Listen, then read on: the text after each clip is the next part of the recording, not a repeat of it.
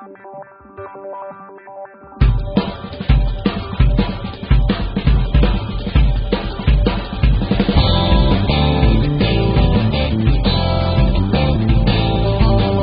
¿qué tal? ¿Cómo les va? Muy buenas noches. Bienvenidos a una nueva entrega de En Campaña. Hoy vamos a hablar del ámbito parlamentario, el funcionamiento de la Comisión Investigadora de ANCAP. Por eso, nuestro invitado central de esta noche es José Carlos Cardoso, senador por el departamento de Rocha. Además, le vamos a consultar sobre algunas propuestas que está planteando para el funcionamiento de free shops en la frontera con Brasil.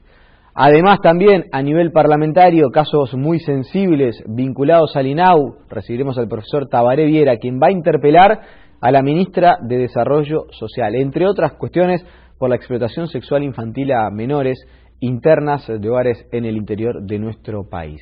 Y además también el informe habitual de nuestras compañeras, hoy con Fernanda Sandoval, vinculado a partir del caso del integrante del dúo de los Cantaclaros, pero no centrado en él, sino profundizando en torno a qué pasa, cómo se dan este tipo de situaciones y sobre todo qué pueden hacer los padres para evitar que los menores se expongan a estas situaciones. La mesa está servida, bienvenidos en Campaña.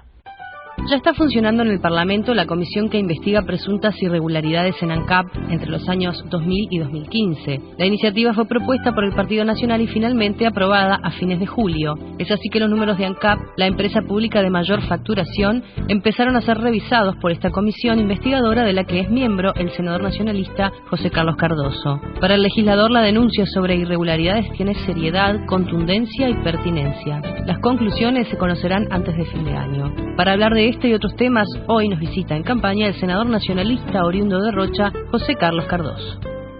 Bueno, ahí quedó presentada nuestra entrevista central esta noche con el senador José Carlos Cardoso. Gracias por venir, senador. Un gusto estar con ustedes.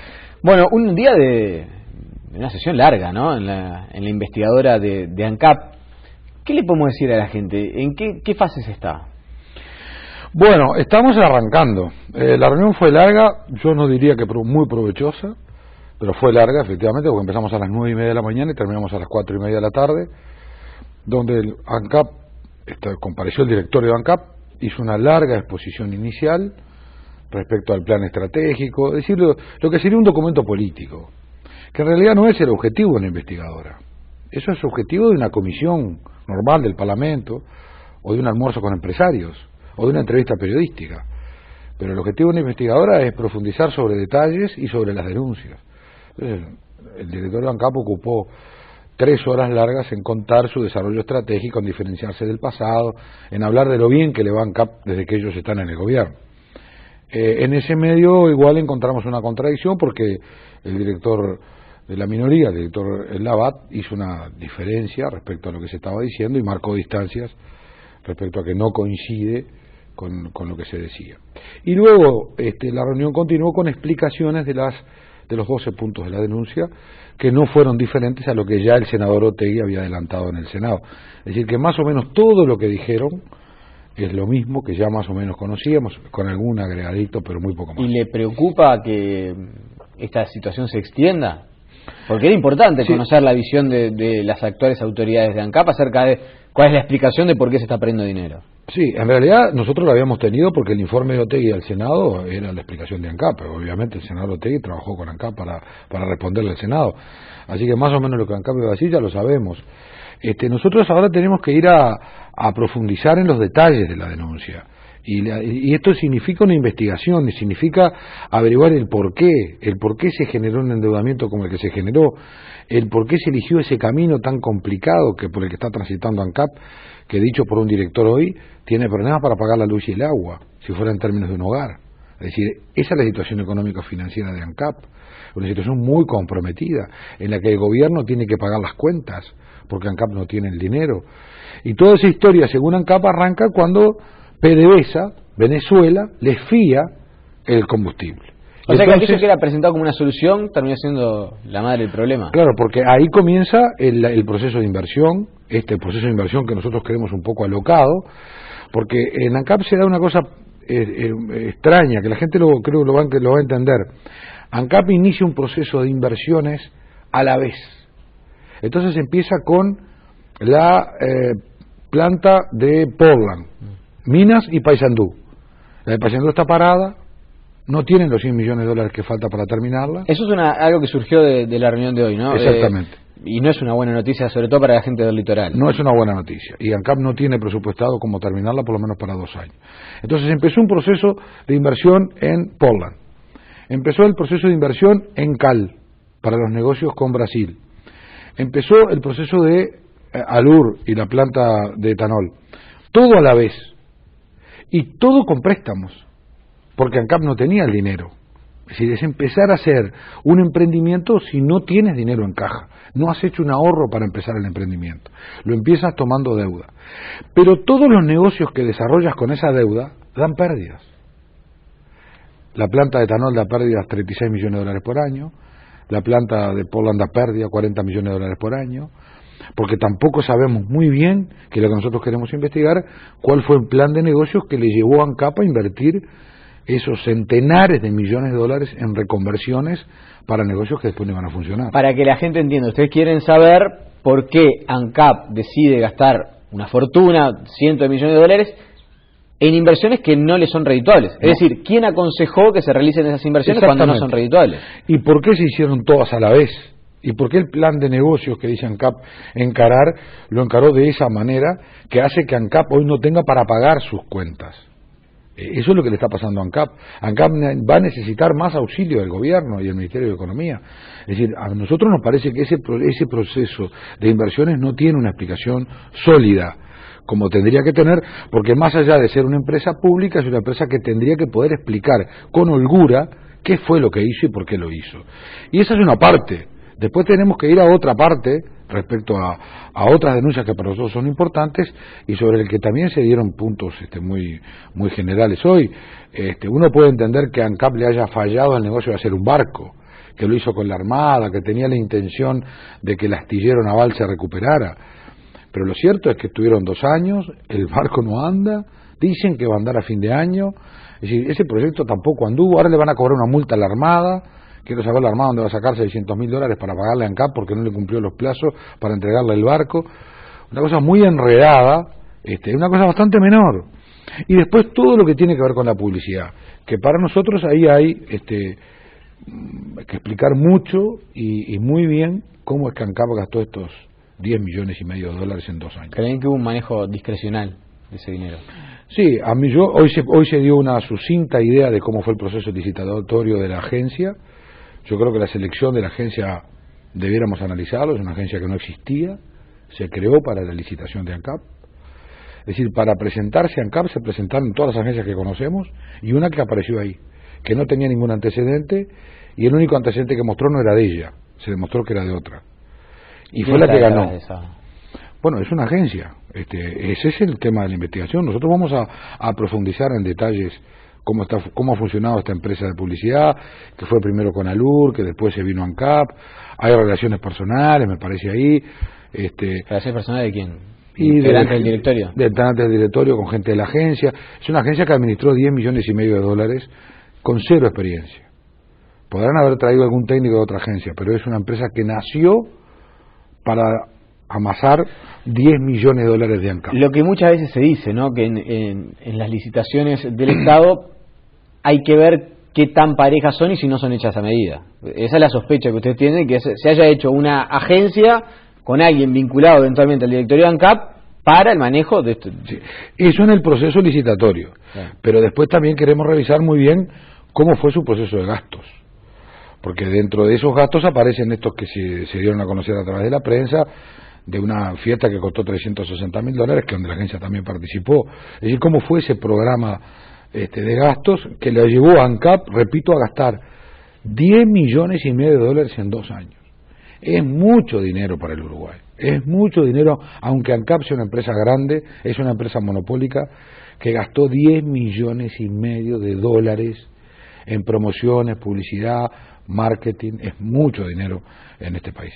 Y nosotros creemos que ahí hay que analizar con mucho detalle las compras que hacía esa agencia. Esa agencia, por supuesto, compraba videos, compraba tape, compraba cosas. Si esos precios son reales, si hay sobreprecio en esas transferencias, porque si hubiera sobreprecio para mí es corrupción, lo he dicho varias veces, el sobreprecio es corrupción. Yo puedo discutir políticamente amanecemos discutiendo la conveniencia o no de hacer algo, de pintar este edificio. Y eso es una discusión política.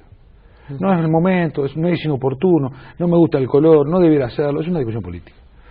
Ahora, si pintar este edificio vale $10.000 y usted lo paga 50.000, no es una discusión política. Eso es un sobreprecio. Sobreprecio es Petrobras. Eso le iba a decir, el sobreprecio generalmente ha sido... Es corrupción. Ha sido la manera en la que se encuentra para el mecanismo de corrupción. Pagar un sobreprecio. Se sabe mucho en la República Argentina de eso y se sabe mucho en Brasil. Bueno, y nosotros, si nosotros encontráramos sobreprecios, obviamente estaríamos ante un indicio de corrupción. Las cosas tienen un precio, se sabe cuáles son los precios. Porque que la gente entienda también, no es que la agencia, empresa se hace la viva y le cobra 5 veces más ANCAP, y ANCAP inocentemente, eventualmente, paga ese sobreprecio. Eso generalmente ocurre porque hay una especie de acuerdo de parte. Exactamente. O por lo menos esa es la experiencia internacional. Y esa plata se deriva en distintas vías. Se deriva a una campaña electoral, se deriva al bolsillo de un director, se deriva a un grupo de gente, se deriva para otros beneficios. Eso es Petrobras. Ese es el escándalo en Brasil. Eso es lo que estamos asistiendo nosotros en un proceso de una petrolera en Brasil. Cuando hay sobreprecio. Nosotros no hemos... Si yo hubiera encontrado un sobreprecio, ya había un juez. Nosotros no hemos encontrado sobreprecio, pero el ruido es mucho respecto a los precios que se pagaron. En un mercado chico como el nuestro, en el que se sabe cuánto valen las cosas, lo que nosotros estamos viendo son gastos muy por encima. Y hoy incluso el director de la oposición en ANCAP lo dijo, y está en la versión taquigráfica, que ANCAP estaba gastando 3 veces lo que tenía que gastar. En materia de gastos, ANCAP es un ente absolutamente gastador. O sea que más allá de lo que termine por concluir la investigadora, si usted tiene alguna sospecha de sobreprecio, más allá de lo que se vote, de si el informe se acepta o no, si el Frente Amplio lo avala o no, usted va a la justicia. Pues no hay duda, cualquiera lo haría. No tengo otra opción. Si yo encuentro ¿Pero va el delito, antes de que termine la investigadora? No, yo voy si encuentro el delito. Pongamos que en un par de semanas, en un par de 30 días, usted descubre que existe un sobreprecio, que se pagó $360.000 por esta fiesta que se podría haber organizado con $80.000. ¿Usted espera que termine la actuación de la investigadora o ya automáticamente va a la justicia? No, esperaría porque en el correr de avance de la investigadora puedo encontrar más cosas y entonces sería una sola causa. Si hubiera delitos, esto fue lo que hizo las comisiones investigadoras anteriores. El senador Rubio, que va a ser invitado por el Frente Amplio a hablar en la comisión, va a venir el viernes de la semana que viene. ¿Qué fue lo que hizo? Investigó hoy, después se fue un juez. Y lo anunció antes, además. Digo, yo voy a ir al juez de cualquier manera. Nosotros no dijimos eso. Nosotros dijimos, queremos investigar. Lo que cada vez que se me pregunta es, ¿y si hay delito? Pero si hay delito yo no tengo margen para hacer otra cosa. No tengo otra opción. Yo no puedo decir, no, que lo denuncie otro. Pero una cosa es si hay delito y otra cosa es si hay sospecha de delito. Bueno, pero el delito yo lo tengo que presumir. Yo hice una denuncia. No, usted puede llegar a encontrarlo así ipso facto, pero puede llegar a tener más que una presunción. Bueno, pero si yo encuentro, por ejemplo, pongamos el ejemplo para que la gente nos entienda, si uno encuentra un pago, un sobreprecio de un producto que puede básicamente en la plaza local encontrar el precio real, y el precio real no coincide en nada con el precio pagado por la compañía, y la compañía no puede explicar por qué pagó eso, es decir, por qué compró una botella de agua en 300 pesos cuando vale 60, si no puede explicar eso, entonces eso es un delito, porque eso es sobreprecio, y para mí, en mi concepción, el sobreprecio es corrupción. Ese sobreprecio se pagó para que esa plata se derivara a alguien.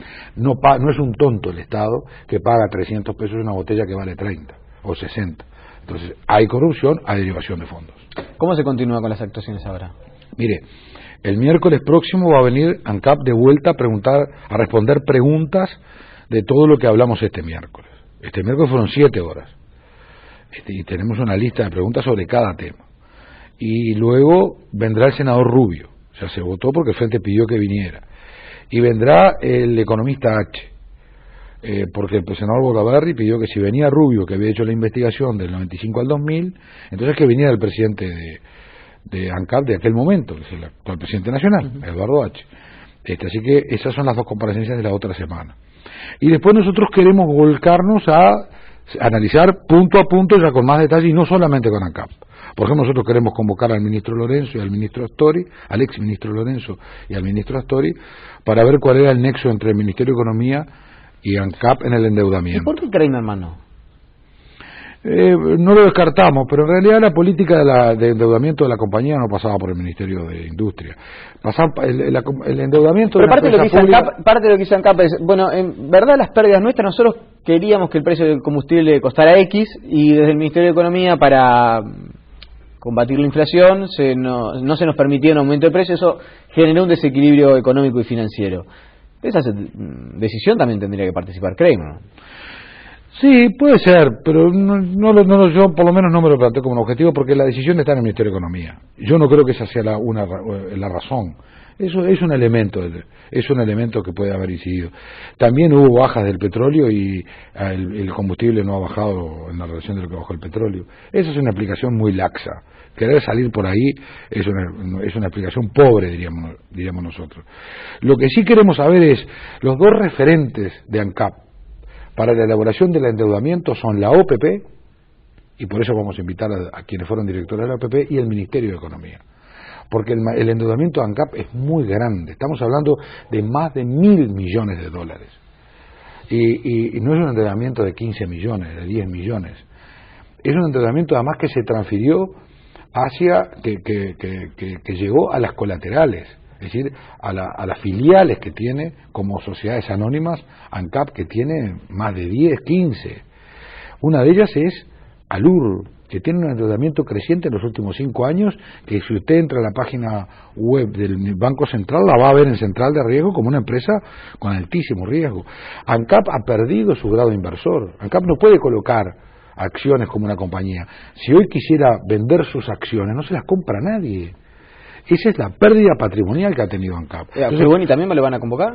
A Frugoni, sí, Viera seguramente. Y Frugoni también, porque en el momento de Frugoni es cuando hay una quiebra la gráfica ascendente en materia de endeudamiento, ¿no? Es cuando acelera el endeudamiento, es el periodo de la presidencia de Sendic a partir del 2010. Bien, hacemos la pausa, después de la misma conversamos de sus pagos. Hablamos un poquito de Rocha y de esta propuesta que planteó usted para fortalecer los free shops del lado uruguayo. La pausa y enseguida venimos.